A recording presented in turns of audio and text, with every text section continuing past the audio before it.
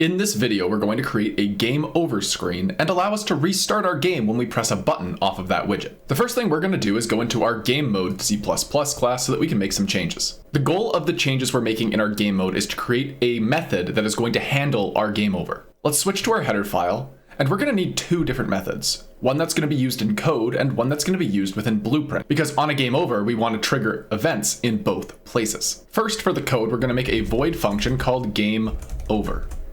Then next, we're going to create a U function that's going to serve as our Blueprint's game over. Usually you would think that we could do both of these things within the one game over function, but if you have code for a game over function that is also set to be a Blueprint implementable event, then it causes a crash. So we're going to avoid that crash. So this is going to be a U function.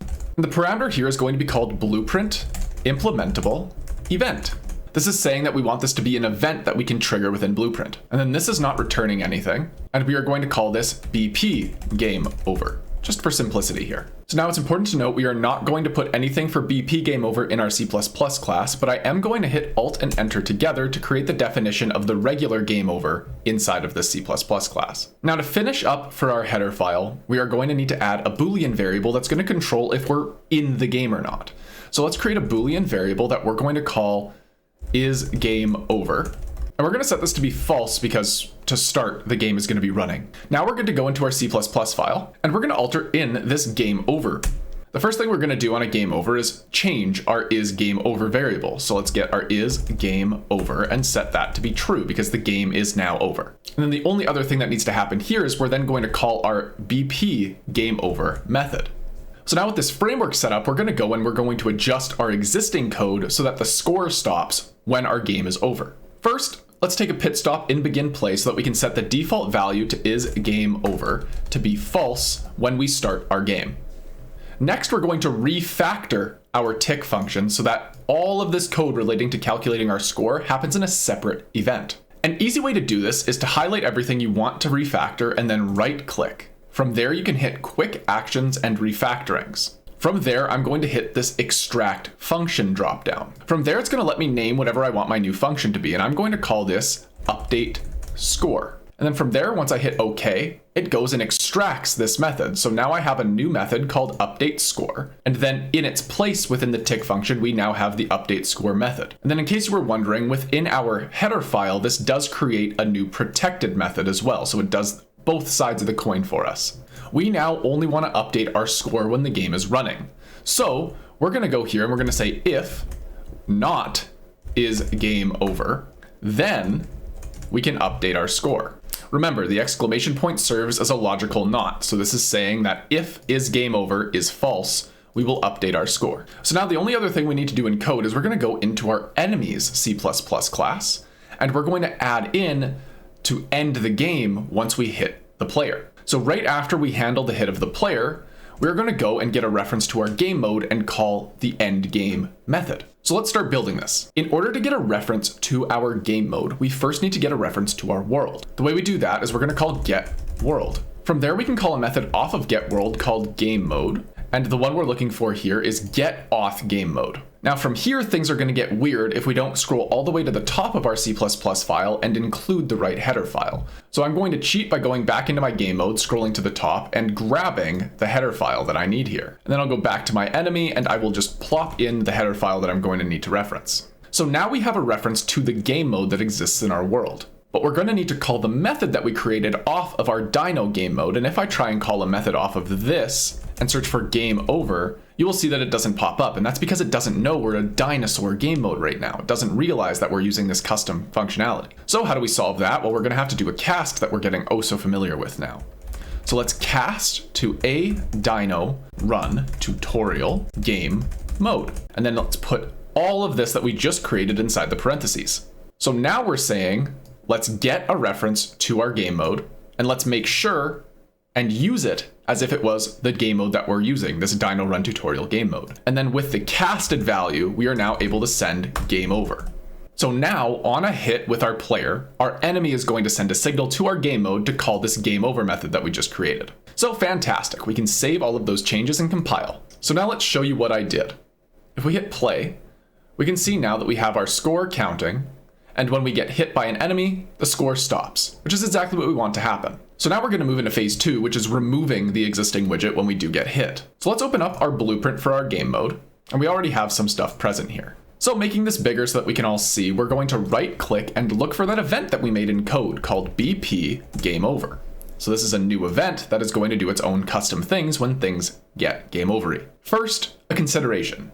We can see here in our event tick that we are always spawning our enemies based off of this spawn time. We can create a workaround to this so that when we go and get this game over, we change our spawn time so that no new enemies spawn. To implement this quickly, let's go and add 2 new variables. Both of these are going to be of type float, and I'm going to name these variables standard duration, and I'll name this other float variable game over duration.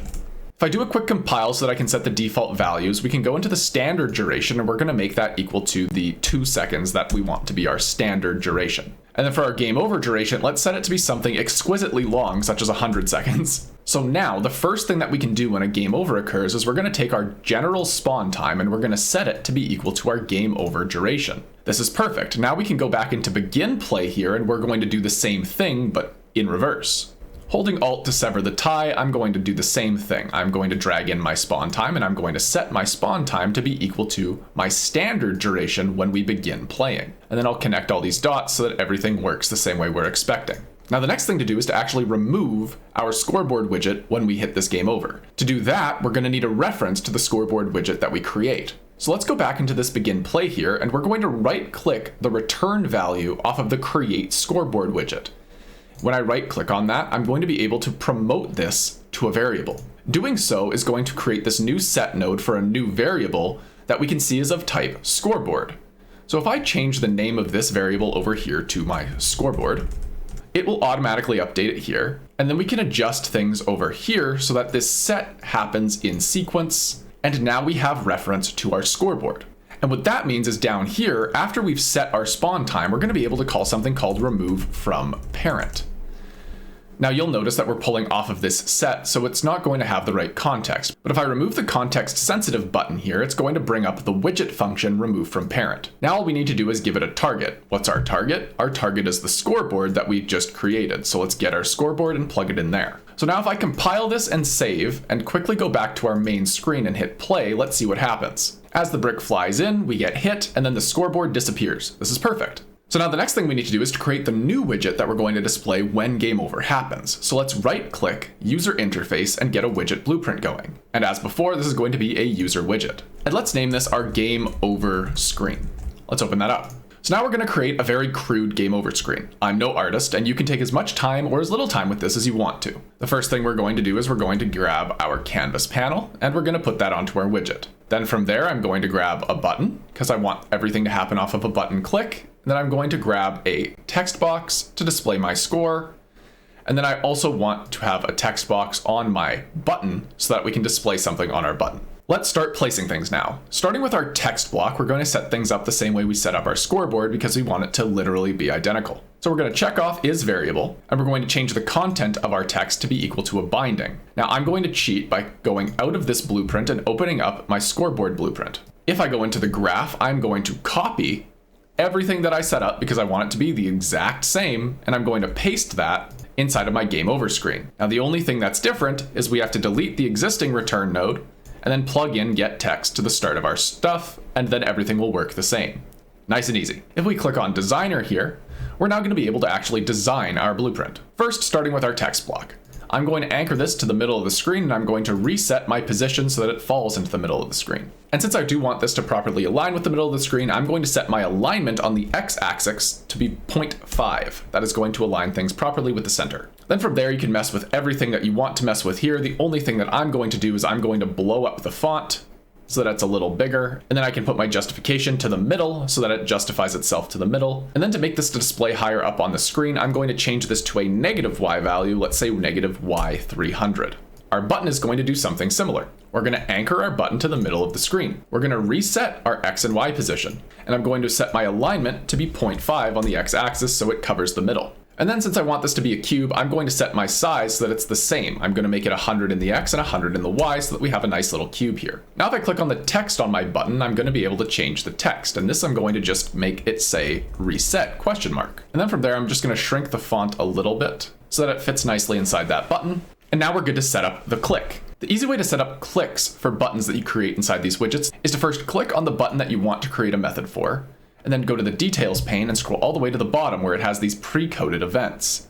We're going to go with the onClicked event. If we hit the little plus there, it'll open up our little events widget. It'll open up the events blueprints that we can now edit. Now, the easiest way I've found to do a reset to date is to simply reopen the level that we are currently on.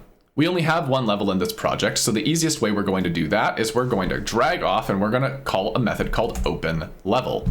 And we're going to do the by name option here. Now, the name of the level does need to be an exact match, but hopefully you're able to type. And the way we know what the name of our level is we're going to quickly just go and minimize our blueprint editor so that we can see that the name of our level is third person map. It's whatever's in the top left corner here. Opening up our blueprint once again, I'm now going to put inside of this field, third person map. So now whenever our button gets clicked, we're going to open our level. Let's compile and save this. So now with that blueprint made, we're good to go and close out of both of those widget blueprints, and we're good to go back to our game mode. So right after we remove the previous widget, we're going to go and we're going to add a new one. So we're going to create a widget. And what type of widget are we going to create? Well, we're going to choose from our dropdown that game over screen that we just created. And then from there, off of our game over screen, we're going to add this to the viewport.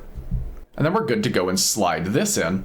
And now we're ready to go to business. But there is one problem that you're not able to foresee without having done this a couple times. This is a UI element. These widgets are UI and we need to interact with the UI. Whereas in a game, we are not set to interact with the UI. So what we're gonna do is we're gonna call a couple of extra methods to help us out here. After we've added to the viewport, we're going to set a variable, and the variable in question is called showMouseCursor.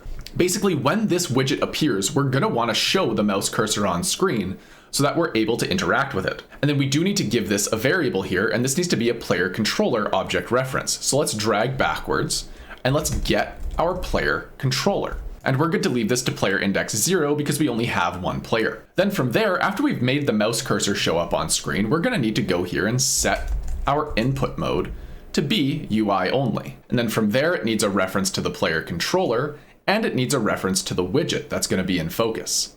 The widget in focus is of course going to be the widget we just created, so I'll drag that straight across. So now to solve another future problem is we've now set our input mode to be UI only, but when we start the game, we need it to be related to the game. So let's pan over to our begin play method over here and do the same thing we just did, but in reverse. First, I'll drag everything we've already created over so that we have room to think. Holding Alt, I'll sever that line, and now, so the first thing we're going to do is we're going to show our mouse cursor, and we're going to set that so that it doesn't show by leaving this as false. And it needs that target once again, so dragging backwards, we're going to get our player controller. And then after that happens, we need to set our input mode to be the game. So set input mode to be the game only. And then we're good to drag in our player controller so that our player controller knows that we're in the game.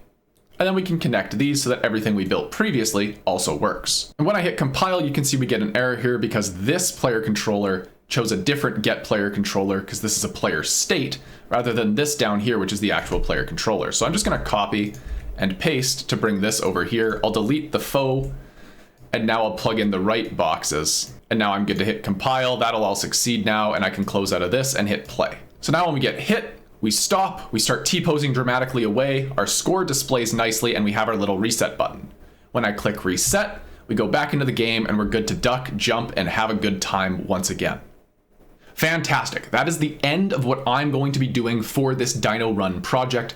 I hope you found value following through this tutorial series with me. If you enjoyed learning Unreal with me, then subscribe to the channel because I'm constantly exploring what this engine can do and teaching myself as I go. Regardless, thank you for taking this journey with me through the Dino Run game, and I will see you in future videos. Have a fantastic day.